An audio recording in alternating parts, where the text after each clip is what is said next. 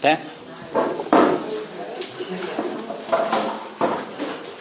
Em nome do Pai, do Filho e do Espírito Santo. Amém. A graça e a paz de Deus, nosso Pai, de Jesus Cristo, nosso Senhor, estejam convosco. Bendito seja Deus que nos reuniu no amor de Cristo. Pedindo a Deus pelas nossas famílias, hoje pelo sacramento do matrimônio, apresentando ao Senhor o nosso Brasil, as eleições do próximo final de semana, que Deus derrame seu Espírito Santo sobre o nosso país. Também nossos doentes, pai do Oscar, que acabou de mandar mensagem pedindo oração, como também nossas pastorais, todas as pessoas que, do modo ou de outro, se recomendaram às nossas orações. Peçamos ao Espírito Santo que nos ajude a compreender a palavra de Deus. Ó vinde, Espírito Criador, as nossas almas visitai, e enchei os nossos corações com vossos dons celestiais. Vós sois chamado intercessor, do Deus excelso dom sem par, a fonte viva, o fogo, o amor, a unção divina e salutar. Sois doador dos 7 dons, e sois poder na mão do Pai, porém prometido a nós, por nós seus feitos proclamais. A nossa mente iluminai, os corações enchei de amor, nossa fraqueza encorajai, qual força eterna e protetor. Nosso inimigo repeli, e concedei-nos vossa paz. Se pela graça nos guiais, o mal deixamos para trás. Ao Pai e ao Filho Salvador, que vós possamos conhecer, e procedeis do seu amor, fazei-nos sempre firmes crer. Senhor esteja convosco. Ele está no meio de nós. Proclamação do Evangelho de Jesus Cristo segundo Marcos. Glória a vós, Senhor. Naquele tempo, alguns fariseus aproximaram-se dele e, para pô-lo à prova, e perguntaram-lhe: é lícito ao marido repudiar a mulher? Ele respondeu: que vos ordenou Moisés? Eles disseram: Moisés permitiu escrever carta de divórcio e repudiar. Jesus então lhes disse: por causa da dureza dos vossos corações, ele escreveu para vós este mandamento. Mas desde o princípio da criação, ele os fez homem e mulher. Por isso o homem deixará seu pai e sua mãe, e os dois serão uma só carne. De modo que já não são dois, mas uma só carne. Portanto, o que Deus uniu, o homem não separe. E em casa, os discípulos voltaram a interrogá-lo a respeito desse ponto. E Jesus disse: todo aquele que repudiar sua mulher e desposar outra, comete adultério contra a primeira. E se essa repudiar seu marido e desposar outro, cometerá adultério. Traziam-lhe crianças para que as tocasse, mas os discípulos a repreendiam. Vendo isso, Jesus ficou indignado e disse: deixai as crianças virem a mim, não as impeçais, pois delas é o reino de Deus. Em verdade vos digo, aquele que não receber o reino de Deus como uma criança não entrará nele. Então, abraçando-as, abençoou-as, impondo-lhe as mãos sobre elas. Palavra da salvação. Glória a vós, Senhor.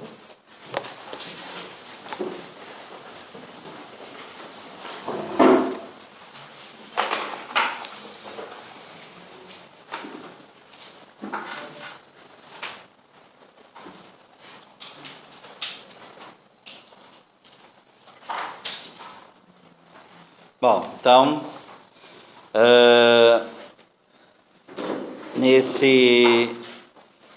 naquele tempo, então, alguns fariseus se aproximaram de Jesus para pô-lo à prova, né? E por a prova, por quê? Porque estavam querendo que ele tomasse uma posição com relação a essa permissão que Moisés deu sobre o divórcio. No mínimo, obviamente, já conheciam a posição de Jesus. Num dos comentaristas que eu li, a gente tem que lembrar que a encrenca maior de João Batista com Herodes era exatamente essa questão. Então, um comentarista, e eu concordo com ele, né? Será que eles não estavam querendo fazer com Jesus o que, de modo que evidenciasse a posição de Jesus com relação ao divórcio, para encrencar a vida dele com Herodes e complicar a vida dele com Herodes? Né? Poderia ser, tá?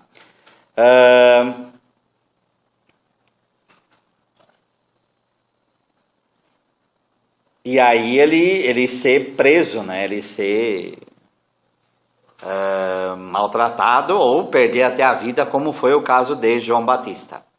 A discussão aqui não estava na legitimidade do divórcio ou não. O que eles pensavam, esses homens, é na sua modalidade, regulamentada pelas prescrições mosaicas. Eles queriam uma posição de Jesus como deveria ser o divórcio, né? Havia dois rabi famosos no tempo de Jesus, Rabi Shammai e Hillel. Rabi Shammai era mais rígido, né? E Hillel, ele que é um autor de uma frase também que o próprio Jesus também fala, que não faça para os outros o que não queres para ti mesmo. Mas como divorciar-se de uma mulher, né? Então ele falava que até um prato, se o marido não gostou do prato de comida que a mulher fez, ele teria direito a se divorciar. Então havia muita discussão no tempo de Jesus sobre as causas que esse divórcio. Então como isso deveria ser feito? Então quando eles, para pôr a prova, perguntaram se era permitido ao homem divorciar-se da mulher. E Jesus perguntou: o que Moisés vos ordenou? Tá? Esse assunto aí central do matrimônio, ele pode até alarmar os maridos, porque nós vamos ver que a lei permite o homem se divorciar, a mulher não. Mulher não. Tá? Mas essa relação do homem e da mulher é extremamente problemática, sempre foi e ainda continua sendo, né? Então vamos pegar lá o livro de Esther, capítulo 1, só para pensar essa relação do homem, do marido, com a mulher, tá?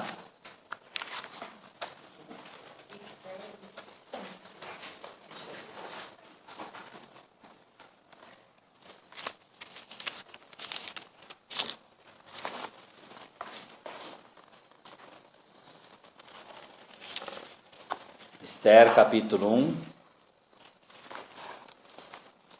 versículo 16. Só para a gente se situar. Vasti era a esposa do rei Assuero aqui, tá? E ele manda Vasti vir na presença dos seus convidados. Tá? Vasti, ela se recusa a ir.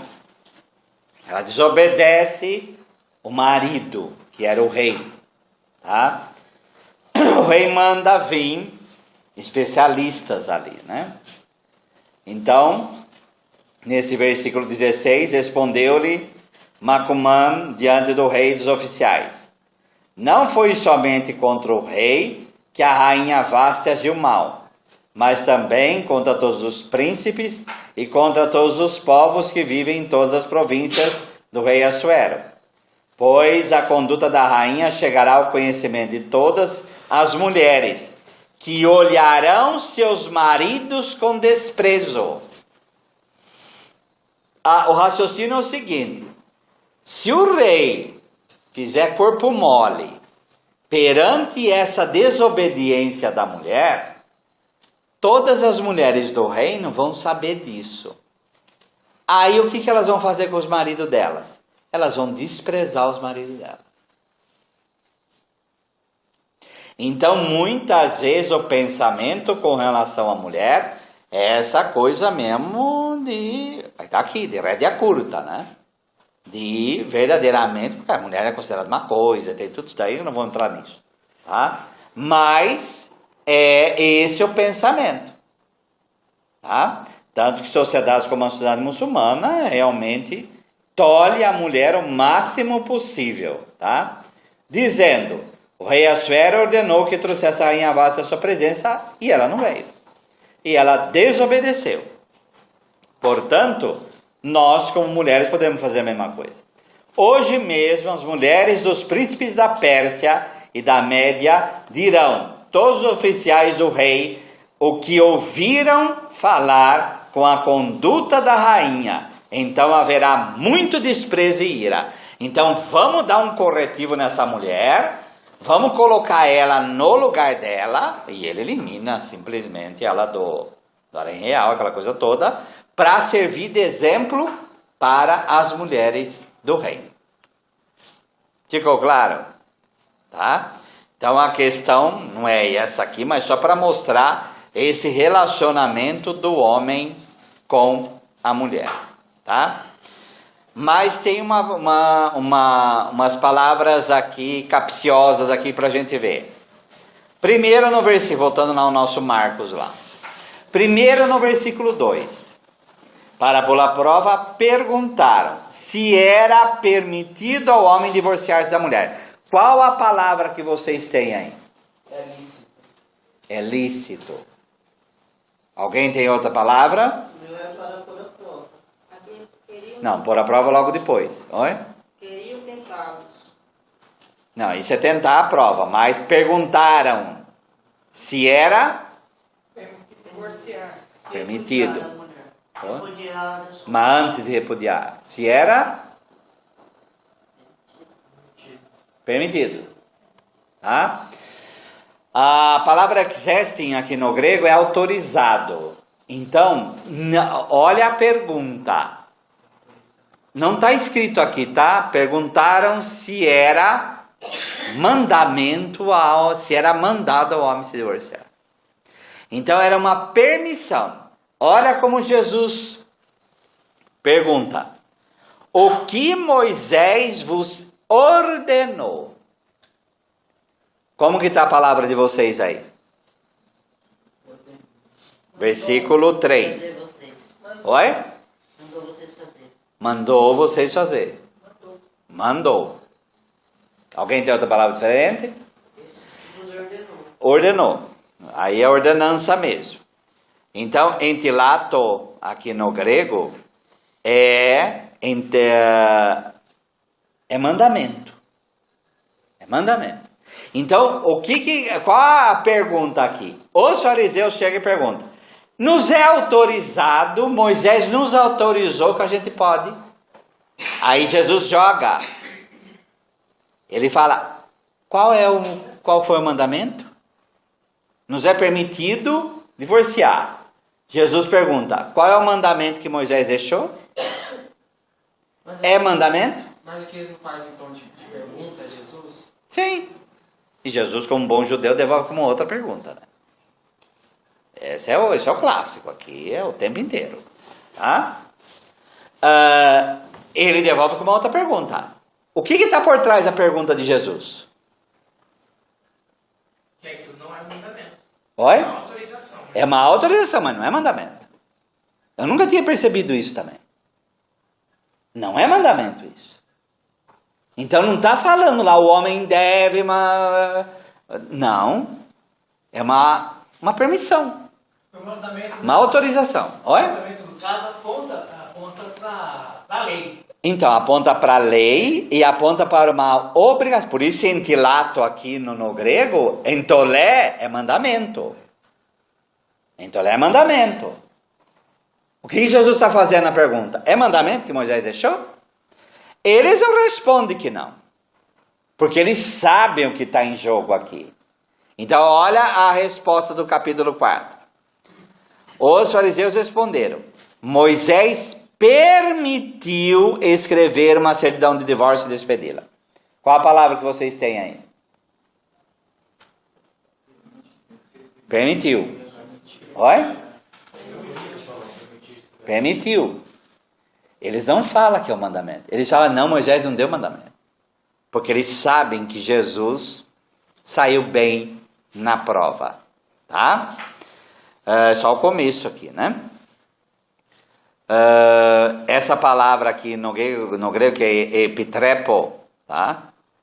Epitrepsem, que aí é o verbo flexionado, passar, transferir, comprometer, instruir. Então é uma permissão, é um consentimento que Moisés deixou. Ele não mandou ninguém ficar divorciado. É uma permissão. Aponta para Tá? a liberdade, padre? Oi? Aponta para a liberdade? Isso. Mas aquilo que o senhor falou antes. Não é mandamento. Isso, gente, tem que ficar na nossa cabeça, viu? Não é mandamento. Por isso que a gente vai entender o que chega logo depois. Tá? Percebe-se então que os fariseus falam de uma licença. Após que Jesus pergunta então se é mandamento. Que os fariseus em vão se esforçariam para descobrir na lei. Eles querem comprovar. E de onde vem isso? Vamos pegar lá Deuteronômio capítulo 24. É dali que vem essa lei aqui que os fariseus estão falando. Tá?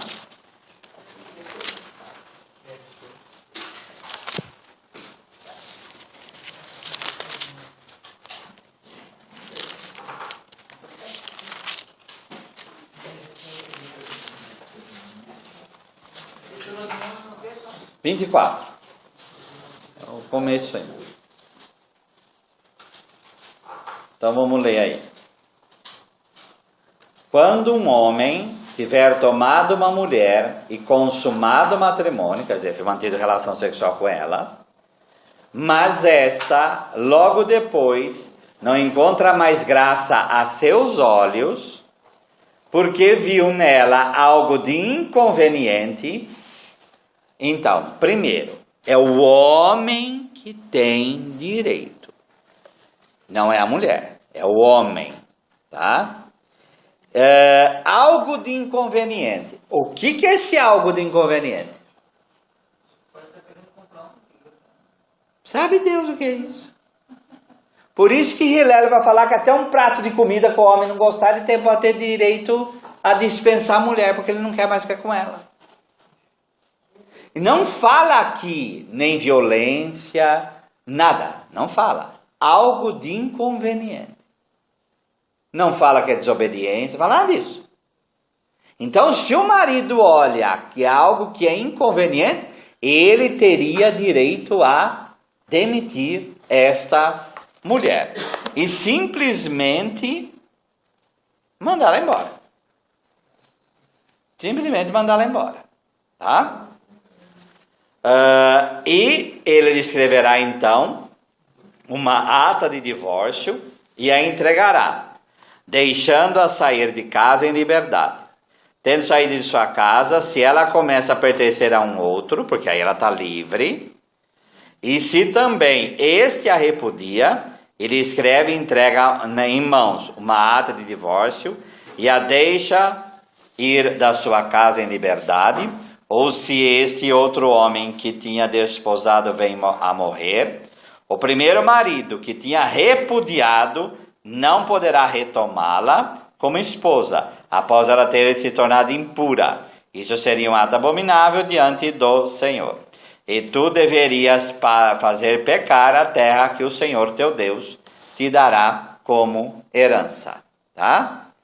Então, a coisa aí é bem, você vê que é esse o argumento que os fariseus falaram, tá? Padre, mas o que Moisés queria dizer com esse inconveniente realmente? Tem alguma? Não sei. Tá, vou ver a palavra aqui no hebraico, coisa indecente, né? Levar nudez, vergonha, partes pudendas, partes nudez, algo indecência, uma conduta imprópria, tá? Então algo que é vergonhoso, mas dentro dessa palavra aqui no hebraico, que é yervá, Quer dizer, nudez, vergonha, as próprias partes sexuais, a indecência, conduta imprópria, exposto, desprotegido. Quer dizer, qualquer coisa aqui, você poderia incluir aqui dentro. Porque vai depender da interpretação da pessoa dessa palavra que está aqui. Entendeu? Por quê? Porque não é uma lei. É uma permissão que é dada. É uma permissão que é dada. Tá?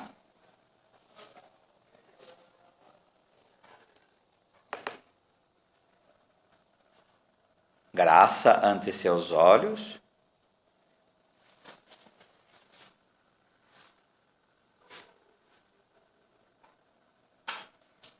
Vamos ver aqui no...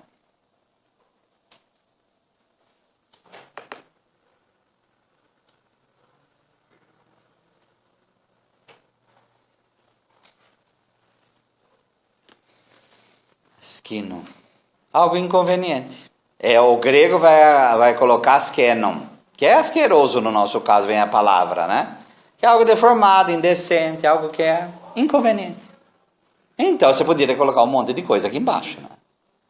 Tá? Porque cada marido, um poderia achar algo inconveniente e outro não. Tá? Ué. Tá? E o que Jesus faz? Jesus, ele dentro da Torá, ele vai aí colocar, tá? Então esse texto de Deuteronômio aqui na Bíblia, na Loyola, vai falar assim, no comentário: o texto legislativo preocupa-se em tutelar a posição da mulher repudiada, reivindicando a sua plena autonomia e liberdade em relação ao seu ex-marido. Jesus transfere essa questão do plano normativo jurídico para o religioso. A carta de repúdio é um paliativo que busca remediar uma situação viciada na sua origem. O coração duro compromete o plano originário de Deus. As refinadas sutileza casuística aqui dos piedosos legistas que tentam coincidir a vontade de Deus com seus desejos e interesses. Jesus opõe uma nova ótica, tá? Jesus então disse: foi por causa da dureza do vosso coração que Moisés escreveu esse mandamento. O que é dureza de coração? Insistir no erro, querer fazer de uma coisa que é errada. Não, gente, que é uma pessoa de coração duro. Não. Oi? Não. Coração é o centro da decisão. Em Ezequiel 36, que nós não vamos lá, mas tirarei do vosso peito o coração de pedra e colocarei um coração de carne. O Salmo 50, a gente pede que Deus triture o nosso coração. Porque o coração está empedrado, então ele triturando vira pó. E aí a gente volta a ter o coração de carne. Então, segundo o Salmo 50, o que é um coração de pedra? Ai, gente, vamos lá no Salmo 50, você parece que não reza, gente. Amém. É na Bíblia 51, né? Mas na nossa liturgia é o número da Bíblia grega, então vira 50. Mas na Bíblia de vocês 51. Na Ave Maria deve estar 50.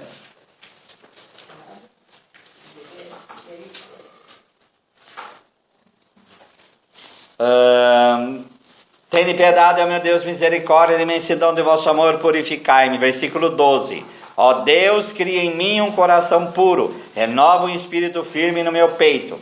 Versículo 18. 19. Sacrifício a Deus é espírito contrito, coração contrito e esmagado, ó Deus, tu não desprezas. O que é um coração de pedra? É um coração... Não, esse é o coração contrito, esmagado. O coração ainda é empedrado. Tende piedade, ó meu Deus, misericórdia. Criar em mim um coração que seja puro. O que impedra o nosso coração? Pecado, gente. Pecado. Vamos lembrar do faraó? O que Deus faz com o faraó? Endurece o coração. Não é Deus que endurece. Ele entrega ao próprio faraó a dureza do coração dele. Certo? É isso que acontece. O que é dureza do coração? Adivinha?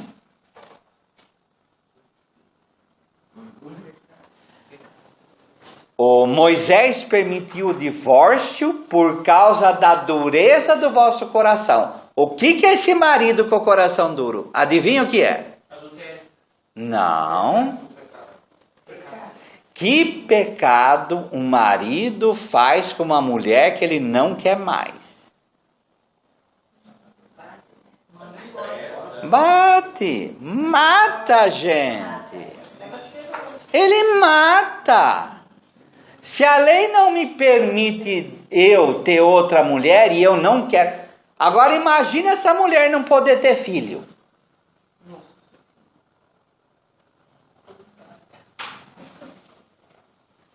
Já pensou? Não, o que o marido fazia? Matava ela porque eu quero ter filho. Então eu quero outra. Eu quero outra. Oi? Não, ele não podia fazer isso. Porque se ele adulterasse, ficasse com outra, aí ele ia contra a lei. Então, ele desprezava. Aqui nós não estamos mais lá no Patriarcas que tinha um monte de mulher. Aqui é uma mulher só. Tá? Então, esse tempo aqui que escreve, então, o que ele fazia? Ele matava a mulher. Mas nesse caso, na época, a lei mosaica permitia O quê? de uma mulher, por exemplo, que não podia ter filhos? Não. Mas é isso que Jesus está dizendo. Ao invés de Moisés ver a dureza do coração de vocês e ver vocês matando uma mulher, ele permitiu um mal menor. É isso que Jesus está dizendo aqui. Então, cardia escleros, por isso que vem esclerosado, né? Escleros no grego é duro. Porque antigamente pensava que a esclerosada as veias endureciam, né? Tá?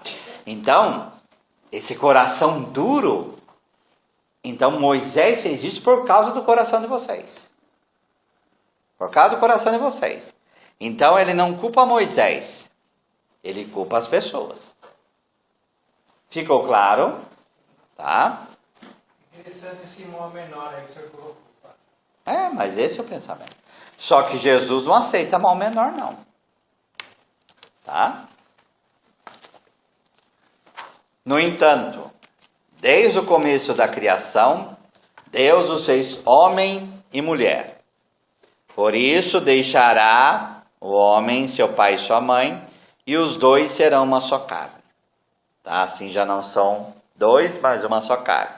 Portanto, que Deus uniu, o homem não separe. Então vamos lá. Jesus aceita então o desafio no terreno da própria Torá. Então os fariseus argumentam com Deuteronômio 24.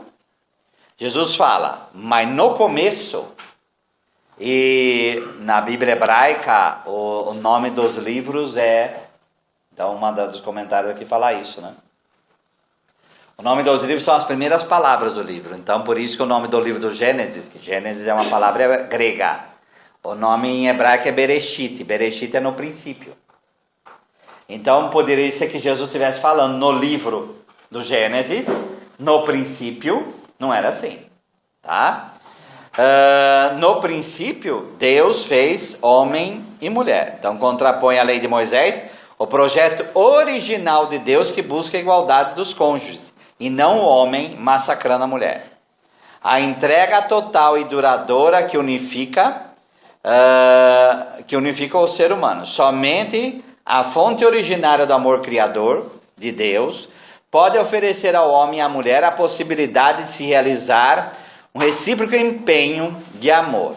Jesus não quer colocar uma lei mais rígida, mas voltar à tradição bíblica registrada, No segmento, Jesus é eliminado a dureza do coração e volta-se então ao projeto original de Deus. Então vamos pegar essas passagens aqui no original.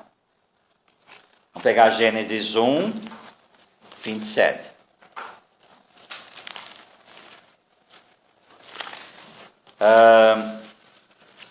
Esse é o projeto original de Deus. Então no versículo 1, no princípio Deus criou o céu e a terra. Então no princípio, versículo 27. Deus criou o homem à sua imagem. A imagem de Deus, Ele o criou. Homem e mulher, Ele os criou. Tá? Então, no princípio, Deus criou homem e mulher. Homem e mulher os criou. Vamos pegar o capítulo 2, versículo 24, que é o famoso aí. Tá? Capítulo 2? É, deu Gênesis aí mesmo. Só virar a página aí. Versículo 24. No 23, só para a gente ilustrar. Então o homem exclamou. Quando ele vê Eva, criada a partir da sua costela é mesmo nível. Então a mulher não é feita nem do osso do pé para o homem pisar, nem do osso da cabeça para ela ser superior ao homem. É costela, é o mesmo nível do homem. Ele sim é osso dos meus ossos e carne da minha carne. O que ele quer dizer com carne da minha carne? Ele não vira para o macaco nem para o urubu, fala é carne da minha carne. Então é osso dos meus ossos e carne da minha carne. O que ele quer dizer com isso na nossa linguagem? Semelhança. Então é da mesma espécie, gente. É a fêmea da minha espécie. Tá? É a pessoa que é carne da minha carne. Tradução, homem e mulher são iguais como ser humano. O homem não é mais humano que a mulher é uma raça inferior ao homem. E vice-versa também. Deu para entender? Osso dos meus ossos e carne da minha carne. Tudo bem? Tá? É essa igualdade que Jesus resgata aqui. Ele fala, o projeto original não é o homem ter permissão para mandar a mulher embora. O projeto original de Deus é o quê? Eles são iguais. Tem que respeitar o igual. Sim. Sim. Tá? É muito diretamente para a criação. Prova. É. Por isso, então esse por isso é importante. Se ele é carne, a minha carne é osso dos meus ossos, por isso a conclusão que se chega é: o homem deixa seu pai e sua mãe, se une à sua mulher e eles se tornam uma só carne. Tá? O que é esse se tornar uma só carne? Eles deixam de ser dois seres humanos e se tornam um? Então, mas vamos entender o matrimônio. O que é uma só carne? Eu já fiz essa reflexão, não sei se até é certo, mas quando essa passagem me lembra da reprodução, né? Porque o homem e a mulher se unem e daí o fruto desse é uma só carne. Então, mas aqui tem uma coisa mais profunda que isso ainda. Aqui não está falando de filho. Então o casal estéril vira uma só carne?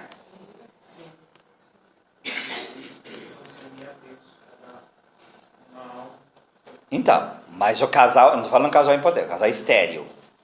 Eles não podem ter filho. A mulher tem útero. Vira uma só carne ou não vira? Ou uma só carne, ele é precedente para depois ter filho, que vai ser lá no capítulo 4. Mas antes, eles já são uma só carne. E aí a pergunta é, o que é uma só carne? Porque quando Deus diz, façamos o homem a nossa imagem e semelhança, quando o homem se torna uma só carne com a mulher, isso ele se torna parte do mesmo amor de Deus. Né? Sim. Mas o que é carne? Ele se completa porque seria outra parte da costela do homem que se formou a mulher. Então volta a ser uma unidade diante de Deus. Vamos voltar lá no versículo 27. Agora no 28. No 27 nós já lemos. 1:27 nós já lemos. Tá bom? Homem e mulher Deus criou. Tá? É a mesma linguagem. Deus abençoou e disse: sede fecundos, multiplicai-vos, enchei a terra e submetei-a. Dominai sobre o peixe do mar, as aves do céu, a todos os animais que rastejam sobre a terra. Para quem que Deus está falando isso? Não é para o homem. O casal ele está falando. Ele não vira para Adão e fala: Adão, fecunde Eva e você domine, você administra a terra. Ele não falou isto. Sede fecundos. Segunda do plural. O que quer dizer isso? Interpretem.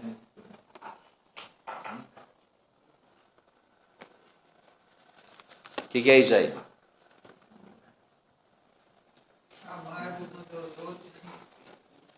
Não, mas aqui é homem e mulher. Ele fala sede fecundos, dominai. É o mesmo dirigido. Sede fecundos, multiplicai-vos, enchei a terra, submetei-a e dominai, governai, aqui no caso. No sentido de governar e não de destruir a terra, tá? Sede, homem e mulher tem que ser isso. O que quer dizer isso? Une isso com 2:24. Uma só carne. Tradução, vamos unir os dois. Uma só carne, tá? É que vai ser fecundo. Uma só carne é que vai dominar, governar a terra, certo ou não? Como que a gente interpreta isso? O que é isso aí, então, uma só carne?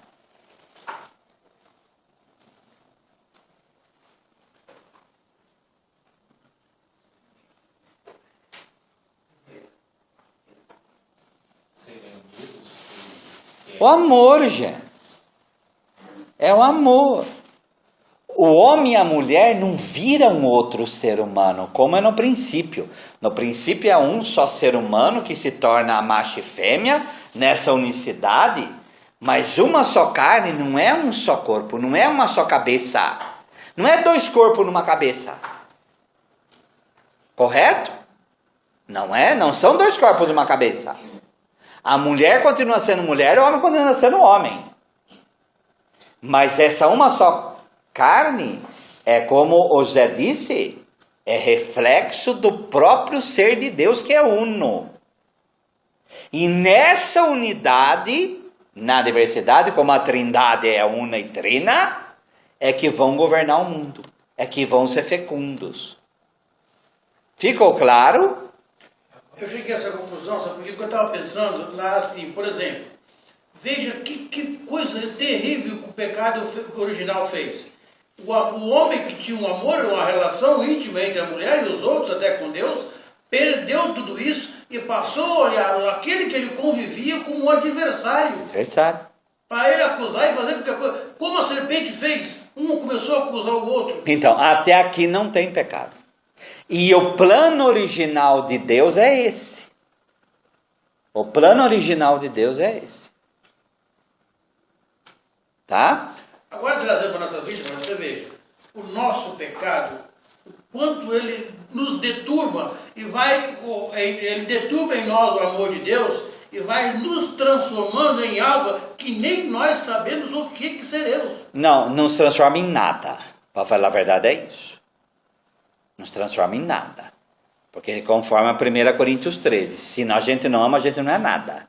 Não, mas não digo assim no sentido de transformar, estou falando assim, as nossas atitudes. Nos leva a fazer algo que terrivelmente... Que vai contra aquilo que nós somos.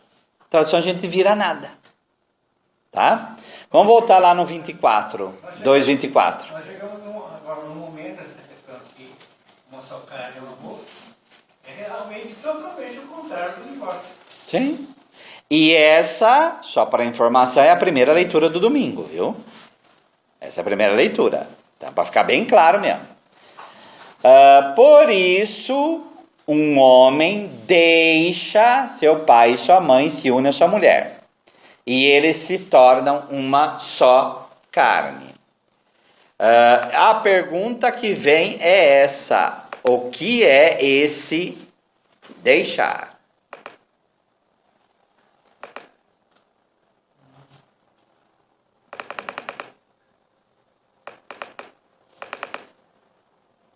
Não depender mais.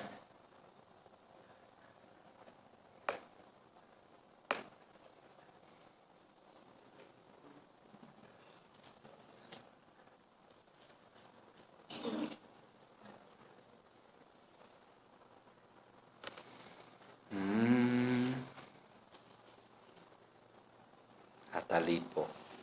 Deixar para trás, partir, deixar, ser abandonado. É realmente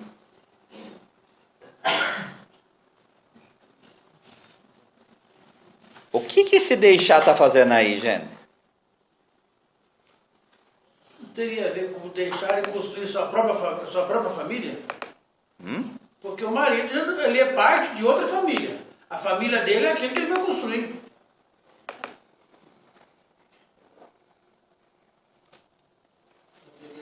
Yatsar, deixar, afastar-se, deixar para trás, deixar solto, deixar livre e por aí realmente soltar, abandonar nesse sentido.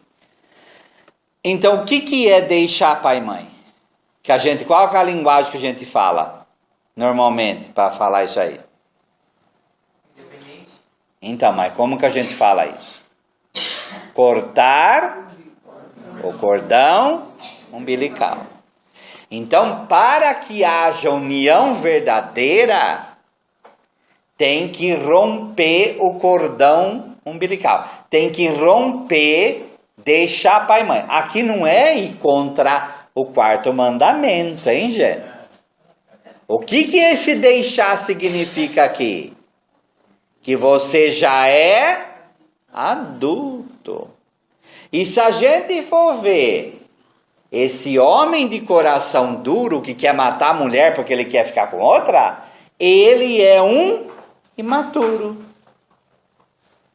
E para falar a verdade, um monte de divórcio acontece por aí por causa de imaturidade. Então aqui esse deixar aponta para um monte de problema que a gente assiste por aí. Já está lá em Gênesis 2, 24. Já está lá falando a solução para o matrimônio. Desde o início. Esse é o projeto. O projeto de Deus para o ser humano é que ele deixe pai e mãe. Olha que coisa pesada. O projeto para o ser humano não é ele ficar acorrentado a pai e mãe. Repito, aqui não tem nada a ver com o quarto mandamento, hein? Que é honrar pai e mãe, que Eclesiastes vai falar de cuidar de pai e mãe. Aqui esse deixar, não é, aqui não fala assim, por isso o homem deixa seu pai e sua mãe, ponto. Não, ele deixa seu pai e sua mãe e se une à sua mulher. Então é um processo de deixar para amar. Não é um processo de deixar por egoísmo, por exemplo. Isso é interessante, porque você vê, a pessoa quando ela amadurece, isto é, aqueles que amadurecem, hoje em dia é bem difícil, mas aqueles que se amadurecem, ele quer criar, junto com a sua esposa, ele quer criar os seus filhos a um determinado sentido, para uma determinada atitude futura. Os avós e outros não deixam, já começa a criar. Não, o pai e mãe que começa a criar, é a sogra desgraçada, é aquela que quer o filhinho para ela. Ela é a que inferniza o genro, ou inferniza a nora. Por quê? Porque ela quer com o filhinho, a filhinha fica para ela. Só isso. Ela não quer que se deixe aconteça. Então ela cria necessidade no filho para ele não largar ela.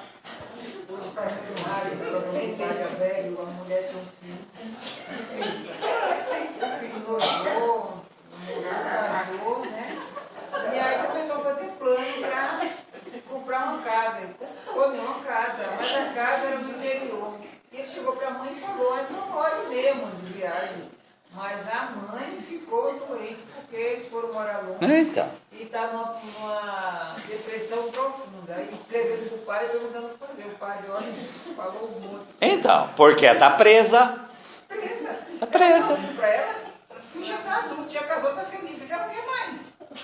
Ela quer o filho perto dela. Ele está lá na depressão e o pai falou um monte. É, depressão, tem mais que sofrer mesmo. Vai. Versículo 9, vamos voltar lá em Marcos. E agora vem uma outra palavra que é fundamental aqui.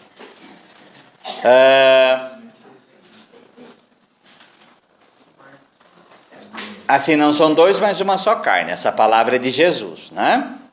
Versículo 9. Portanto, que Deus uniu, o homem não separe. Só que houn oteos sunezeugzem anthropos me horitespo. Esse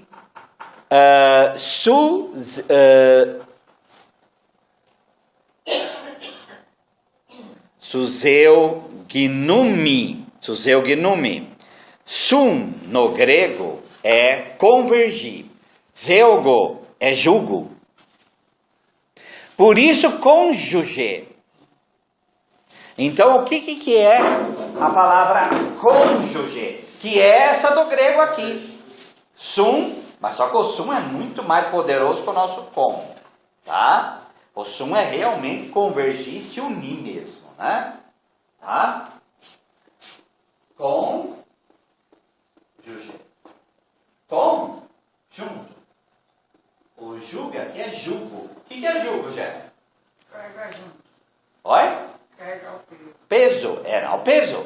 Então o que seria cônjuge? Aqueles que carregam o peso juntos. Juntos. Tá? A palavra é extremamente pesada. Tá? Aqui na nossa... Eu garanto... Vocês têm essa palavra na Bíblia aí? Não tem. O que Deus uniu não separe. Mas elas vão falar a palavra uniu é muito pobre perto disso aqui. É muito pobre perto disso aqui. O coritzeto, que é o homem não separe, o ser humano não separe, não está falando de homem macho. Está falando o que Deus uniu, o ser humano não separe. E esse ser humano pode ser homem, pode ser mulher. E esse ser humano pode ser o próprio casal, um deles, ou os dois. Pode ser homens e mulheres em torno do casal, ou pode ser o Estado formado por homens que queira separar esse casal. E esse corizeu aqui, orizeto, vem de cora no sentido de divisão de fronteira, tá? Espaço localizado entre dois lugares, fenda, etc. Então, o que Deus conjugou, o que Deus fez com que os jugos entrassem, um vai ajudar os outros, carregar os jugos uns dos outros, São Paulo vai dizer. Tá? Então isso é Deus que uniu os jugos aí. Se Deus uniu os jugos, ser humano, porque é essa palavra no grego, ser humano nenhum deveria criar um espaço entre os dois. Tá? E nem os seres humanos dentro da própria relação. O próprio momento do matrimônio se fala a doença, Sim. a saúde, né? Sim. Se vê, no mundo judaico, se vê que a mulher não é bem aceita à sociedade. Ela não se apresenta à sociedade até hoje. Então, se já nessa época, com certeza deveria ser muito pior. Uma mulher dessa, se a gente for levar mais ou menos baseado no que era naquela época, ela praticamente vivia À mercê do marido. mendigando. À mercê do marido. Ela era uma propriedade dele. Tanto que lá nos mandamentos aparece não cobiçará a mula do teu próximo, a mulher do teu próximo, coloca tudo junto. Porque Sabe? mesmo que ele não a matasse, ninguém queria ela mais. A família não ia querer de volta, porque são rígidos. Sim. A sociedade também não ia querer. Até outro querer aceitar que ela entre, outro... Então, o que acontecia com a mulher? Ela se submetia. Ia pra rua pedir se não tivesse. Não, é o que acontecia muitas vezes. Ela se submetia a um marido até violento. Inclusive, padre, Tá? no decorrer dessa conversa aponta também essa questão. Aí a pessoa não é homem, aí é macho. É no sentido de macho de uma espécie. Tá? Macho de uma espécie. É um povo terrível. Até, se não me engano, acho que no Afeganistão, aí eles estão martirizando aquelas mulheres que mostrar o rosto. A única religião que promove a mulher verdadeiramente é o cristianismo. A única religião que fala que o que Deus conjugou, o ser humano não cria espaço entre eles, é a religião católica apostólica romana. O resto, gente, todo mundo, ortodoxos permitem o divórcio. Os evangélicos nem se fala, tá? Nem se fala. Aí, a única religião que leva isso aqui a ferro e fogo, e nós somos chamados, sabe do quê? De trouxa, de iludidos, porque interpretamos isso daqui como nós estamos interpretando aqui, que não deveria ser visto dessa forma. Eu acho que também, porque eu já ouvi falar que eles aceitam o valor o casamento do O casal. mundo evangélico, e no caso de Jeová, que nem evangélico todo mundo permite o divórcio e acabou. Todo mundo. Tá? Um dia eu peguei pesado com o Jeová. Falei, rapaz, você toma cuidado com esse negócio de Jeová. Isso é sabedoria de Satanás, você sabia disso? De querer raciocinar e analisar a palavra de Deus. Cuidado E com isso. não só isso, de deformar. O mundo evangélico, eu estava ouvindo um pastor falar na semana passada, eles deformam. Eu te digo hoje, estarás comigo no paraíso. O pastor lá, ele brinca, né? Escuta, mas então, eu te digo hoje, estará comigo. Então, se eu estou dizendo hoje, eu posso dizer amanhã, então? É uma coisa absurda. Mas a gente nem vamos entrar nisso, né? Vamos lá, versículo 10. Em casa, quando em Marcos é cheio de em casa. A gente sempre lê aqui a igreja e a comunidade, tá? Porque é em igreja que os discípulos vão entender a palavra de Jesus. Fizeram novamente, perguntaram sobre o mesmo assunto. Jesus respondeu: quem se divorciar de sua mulher e se casar com outra, cometerá adultério contra a primeira. E se a mulher se divorciar com relação ao seu marido e casar com outro, cometerá adultério? Porque aqui nós já estamos no mundo grego. E no mundo grego aí mulher também podia encontrar outro marido. Então Jesus já abre para os dois pontos aqui. Tá? Não só para os judeus, mas para toda a humanidade. Não interessa quem vá. Quem se divorciar e se unir a outro, está em adultério. O Evangelho de Marcos foi escrito em grego, não foi? Todos são escritos em grego. Essa lenda de que Mateus foi escrito em aramaico, isso daí não tem prova alguma. São Jerônimo fala, mas não tem como provar. Isso aqui, a mulher também é colocada no mesmo sentido. Dessa influência. Não, mas não é por causa do pensamento grego, não. Aqui é o pensamento de Jesus mesmo. Não precisa ir longe. Olha como Jesus trata a mulher. Olha como Jesus trata a mulher. Maria Madalena, a pecadora, a adúltera, as mulheres que o seguem. Então é uma legião. Maria Madalena, né? Ela é a primeira. Tá? Então a própria posição de Jesus com relação à mulher já é o estribo disso aqui. Não precisa pensar em pensamento grego, não. Tá bom?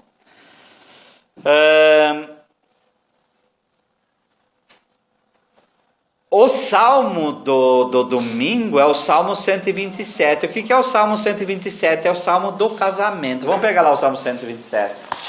Acho que na nossa Bíblia vai estar 128.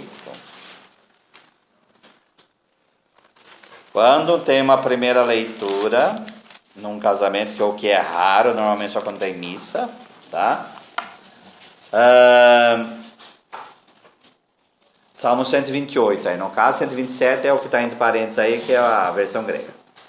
Felizes, é esse salmo normalmente. Isso aqui tem música do Padre Zezinho, tem um monte de gente que fez música em cima desse salmo, porque ele tradicionalmente é o salmo de casamento. Ele é o salmo de casamento. Por isso que ele se torna o salmo aí do domingo. 128? 128. Felizes todos que temem ao Senhor e andam em seus caminhos. O trabalho de suas mãos hás de viver tranquilo e feliz. Tua esposa será uma vinha frutuosa. Gente, lembra que em João 15 Jesus se compara com a vinha. A vinha é o símbolo do próprio Israel. E a mulher ser uma vinha frutuosa, quer dizer, é o paraíso. É o paraíso. Tá? No coração da sua casa. Os teus filhos rebentos de oliveira ao redor da tua mesa. Do que é feita a oliveira? Do que a gente faz com a oliveira? Azeite. Aquele que vai ungir. Tá? Então, aqui, filhos são brotos de oliveira. Tradução, abundância, né? Assim vai ser abençoado o homem que teme ao Senhor. Que o Senhor te abençoe de Sião e veja prosperidade de Jerusalém todos os dias da tua vida. E verás os filhos dos teus filhos. Paz sobre Israel. Tá?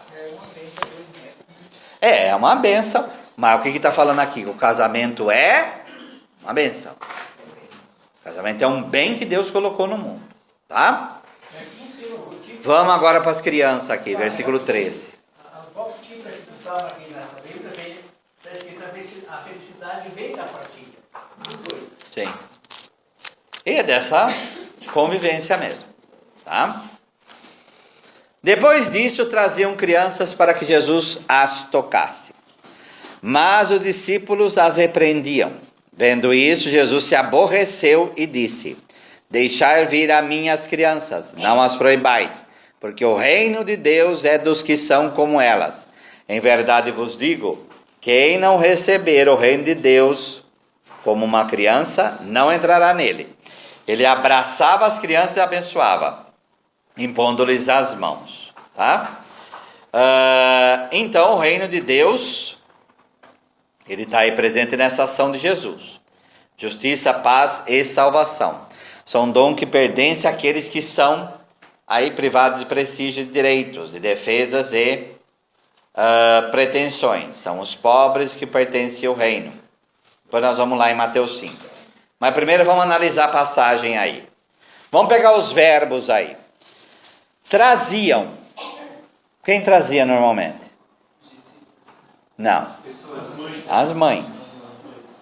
As mães. Num comentário uma vez eu li, porque os rabinos tinham o costume de abençoar a criança. E os discípulos não queriam que Jesus se parecesse com esses rabinos. Por isso, mas os discípulos repreendiam. O que é repreender? Não, repreender é chamar atenção, é mandar embora mesmo. Tá? É exortar fora daqui. Fora daqui. Então é uma palavra extremamente pesada. Oi. Por que eles não queriam que Jesus parecesse com esse rabi? Porque eles viam que Jesus seria um Messias e seria um rabi diferente e não como os outros. Lembra? Ele é aquele que agia com autoridade. Então eles não queriam que Jesus parecesse. Esse comentário falava isso, mas eu acho que não deve ser muito, porque imaginar qual outra razão para eles impedirem Jesus de se aproximar das crianças. Tá? Seria algo estranho, né? Tá? Alguém tem aí algum comentário que falaria alguma coisa? Que eu duvido. Mas, enfim.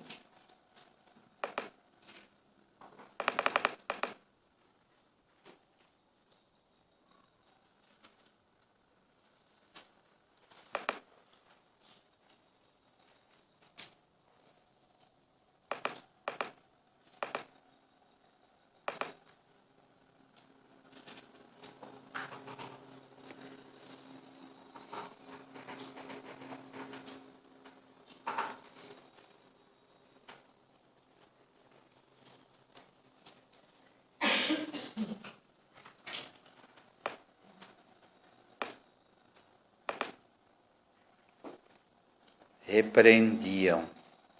Repito mal, né? Quer dizer, a mesma repreensão que Pedro faz lá em Mateus 16 para Jesus. Quando Jesus fala que ele vai carregar a cruz, Pedro chama Jesus e começa a repreendê-lo, tá?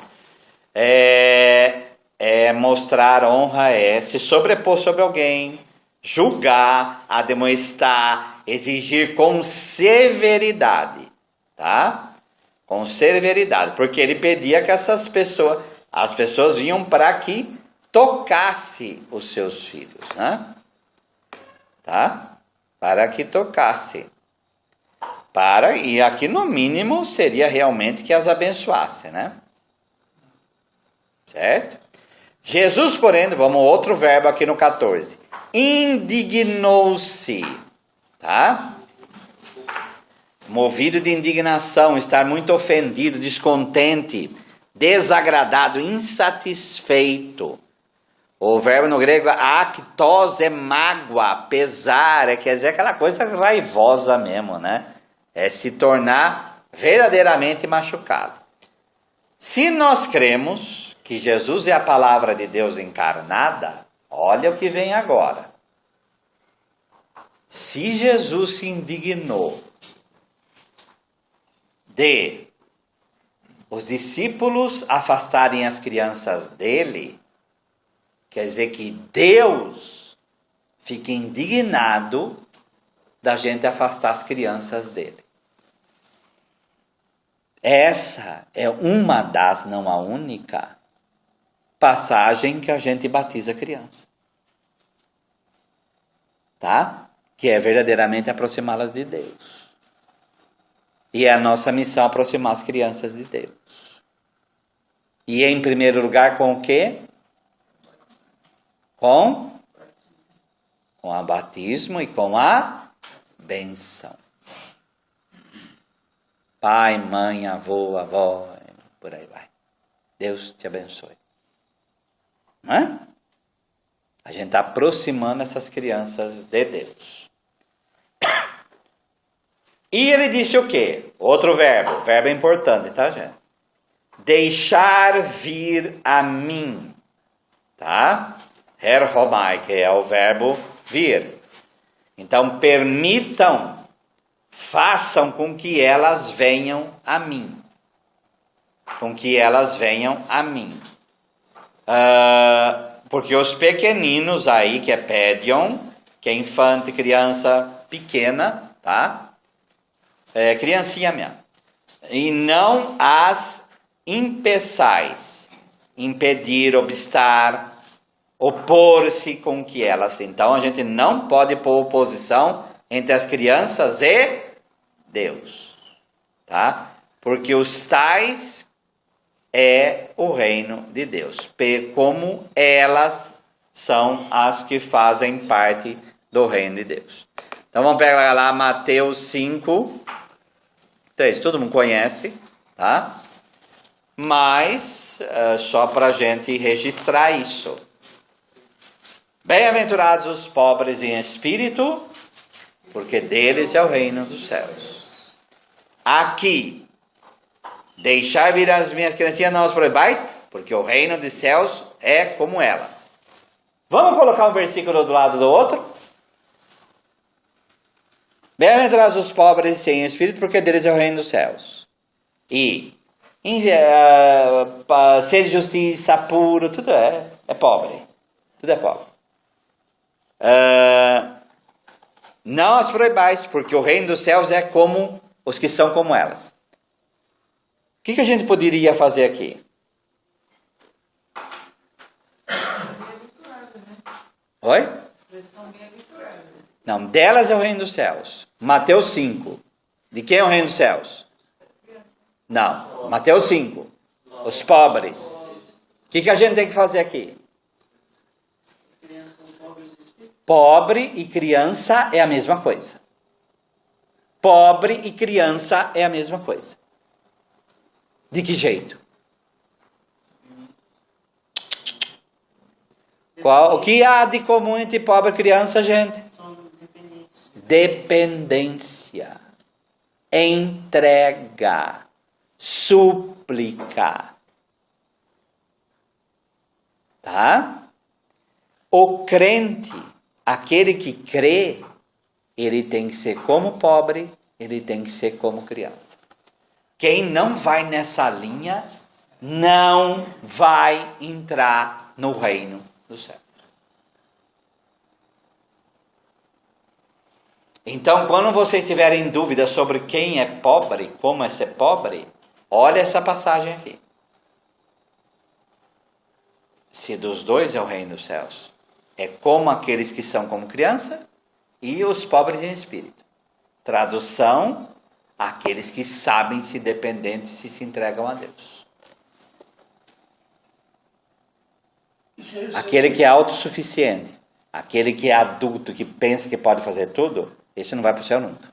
Vê que as crianças também, elas têm uma simplicidade tão entrega, né? Tão confiante. Você vê uma criança, quando ela se entrega ao pai e mãe, por exemplo, ela sabe que ela está apoiada, ela se doa, ela se entrega totalmente de si. Sim. E é um desafio, né, padre?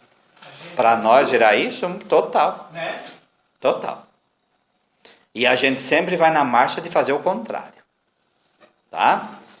Vamos lá, em verdade vos digo, quem não receber o reino de Deus como uma criança, não entrará nele. A coisa é categórica. Tá? Ele abraçava as crianças. Jesus é Deus? Sim. Jesus é homem? Sim. Se Jesus abraça a criança, então, qual a conclusão?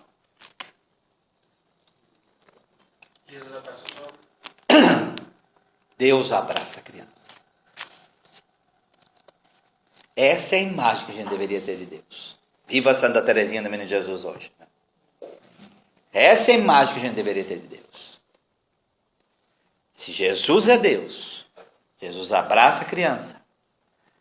Jesus é Deus, Ele abraça a criança, portanto, Deus abraça a criança. Então, essa é a imagem que a gente deveria ter de Deus. Agora você veja, um acolhimento da criança, um simples acolhimento, é trazer a criança, acolher ela na sociedade de fraternidade. Se nós colocarmos a situação do aborto... Então, mas acolher uma criança que foi fruto de um estupro é cumprir a ordem de Jesus também. É cumprir a ordem dele também. Ninguém tem o direito de fazer nada com ninguém. A criança anencefala, vamos acolher a criança. E tem uma passeada lá da Igreja Católica da Paulista com relação ao do aborto, né? Não sei o que teve. Não foi, eles foram, os meninos foram. Não esses aqui, os de lá, 3 foram. Choveu tudo, tomaram uma chuva violenta, mas graças a Deus foi tudo bem. Mas não tinha lá também daquele lá do lesbianismo, dos gays lá também tudo junto? Não. Então foi do Rio, como passou na televisão? Não, essa foi a parada gay do Rio. Do Rio, né? Do Rio. Aqui tinha coisas na Paulista, por isso transferido do lugar, foram para a Brigadeira Luiz Antônio. Tá? Encerrando. Como que ele abençoava? Impondo-lhes as mãos. Então, colocar a mão sobre as crianças, as abençoando, é a atitude de que Deus abençoa essas crianças. Tá? O que a gente pode unir uma passagem com a outra? O casamento também deveria ter essa entrega, né? E do casamento também vem as crianças, né? Então, daria para se unir nesse ponto. O casamento deveria ser essa bênção para a criança, e não um fardo, tá? Vamos pegar o nosso salmo.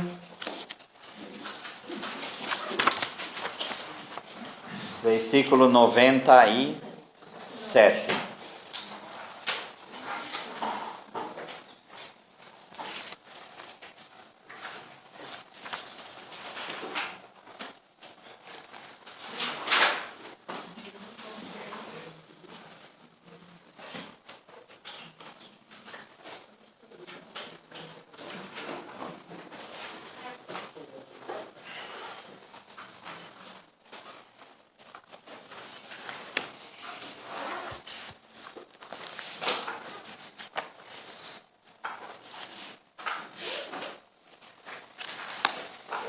Quanto eu amo a tua lei, é a minha meditação todo dia. Os teus mandamentos me fazem mais sábio que os meus inimigos, porque aqueles eu os tenho sempre comigo. Compreendo mais do que todos meus mestres, porque medito nos teus testemunhos. Sou mais prudente que os idosos, porque guardo os teus preceitos. De todo mau caminho desvio os pés para observar a tua palavra. Não me aparto dos teus juízos, pois tu me ensinas. Quão doces são as tuas palavras ao meu paladar, mais que o mel à minha boca. Por meio dos teus preceitos consigo entendimento, por isso detesto todo caminho de falsidade.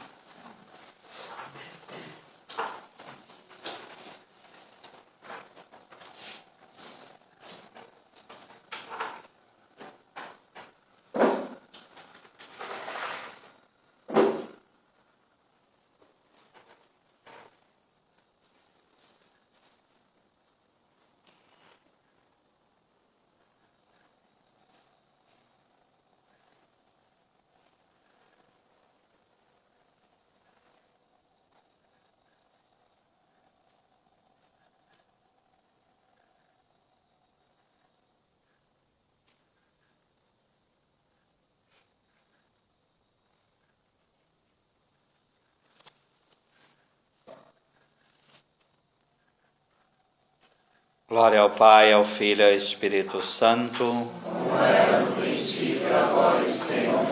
Amém. Entregando nossa vida nas mãos de Deus, rezemos a oração que o Senhor Jesus nos ensinou. Pai nosso que estais nos céus, santificado seja o vosso nome. Venha a nós o vosso reino. Seja feita a vossa vontade, assim na terra como no céu. O pão nosso de cada dia nos dai hoje. Perdoai-nos as nossas ofensas, assim como nós perdoamos a quem nos tem ofendido. E não nos deixeis cair em tentação, mas livrai-nos do mal. Nós damos graças, Senhor, Por todos os vossos benefícios, vós que viveis e reinais, pelos séculos dos séculos. Amém. Nossa Senhora Divina Revelação, Rogai por nós. São Jerônimo, Rogai por nós. o Senhor esteja convosco. Ele está no meio de nós. Abençoe-vos Deus Todo-Poderoso, Pai e Filho e Espírito Santo. Amém. Em paz, que o Senhor vos acompanhe. Graças a Deus.